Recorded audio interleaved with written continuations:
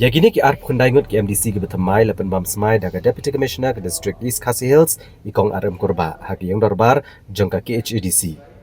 Na pedang ki arp kundaingut ki MDC ki kentup yaki kanyongut na keseng VPP, sangut na UDP, saungut na NPP, iway na HSPDP bat arngut ki MDC klemseng.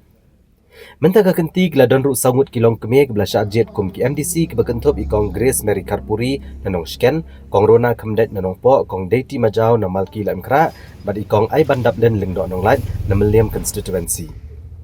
Kiway ki MDC ke belabam semai ki kentup iu ba kenjo orang tong ba bandrikus nong steng ba isnei hing ba Bill Clinton wankar ba Seibor lang warba ba Kitbor lang siem ba Shembor lang renja ba Winston Tony lingdo ba Strong Pillar Karjana ba Denzel Archen ba Edison Karumnuat ba Lancaster Marbanyang ba Powell Soklet ba Penkrau Borlin Karjarin ba Jurisman Nyau Penyau ba Sostenis Sotun uba Alvin Kesaukme ba Bari Kupar Sendram uba Titus Starwell Khan uba Senchar Kupar Roy Lengdok Taba uba Equator Nongrang uba Pius Marwen uba Ricky Shulai uba Lur Syai Karbani ba uba Strali Rashid. Having been elected as a member of the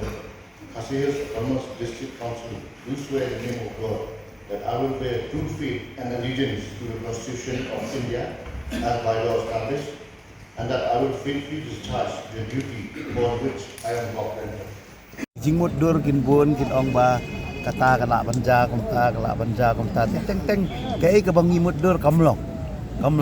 mereka reality hingi hapan accept kay ka baja ni hapan accept mereka ka politics imjudan full stop udan tang koma nimla bantip kay ka banja la syai kay ka banja la sisngi mereka ya ka bamantangi accept kumbakalong ngini trailang nakabanta ka jing bahajing mian coba council ba jong pai ba Hakni kisni ang ikin piyat la kajong but NPP na kita lang yaman ta kamud ka UDP ka don bay intact la kajong namar ba nakaliang jong ki NPP bat kiwe ki MDC menil kila ya kendo kila ya form la kajong ka group tenre yaman ta ki padon kan dulu kajing ya keren tenre let's say yo kadon kajing ya keren hadian habut ya kata ngam patang ong tenre yaman ta kamud kum ki UDP ngidang don intact kajong namar kum bagi iba ka UDP katam na baro kini ki opposition te pencim maki ya kata ka yu hello haduk mentang impat ya keren ai ban kaliang ka zongar ngampat kuai ban ya keren ni kata namar kum bang ong mene